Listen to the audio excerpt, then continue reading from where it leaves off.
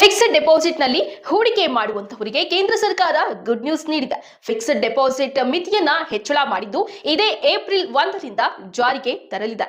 ಹೌದು, ಅತ್ಯಂತ ಸುರಕ್ಷಿತ ಹೂಡಿಕೆ ಎಂಬ ಕಾರಣಕ್ಕೆ ತುಂಬಾ ಜನರು ಫಿಕ್ಸ್ಡ್ ಡೆಪಾಸಿಟ್ ಅಲ್ಲಿ ಹೂಡಿಕೆ ಮಾಡ್ತಾರೆ.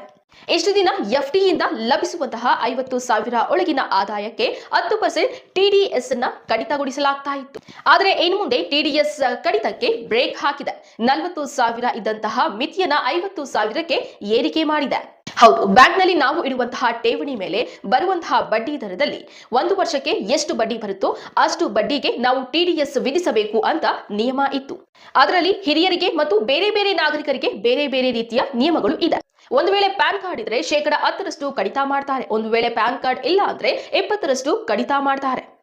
ಇದರ ಪ್ರಕಾರ ಎಫ್ಡಿ ಇರುವಂತಹ ಹಿರಿಯ ನಾಗರಿಕರಿಗೆ 10% ಕಡಿತ ಮಾಡಲಾಗ್ತಾ ಇತ್ತು. ಅಂದ್ರೆ 50,000ಕ್ಕೆ 10%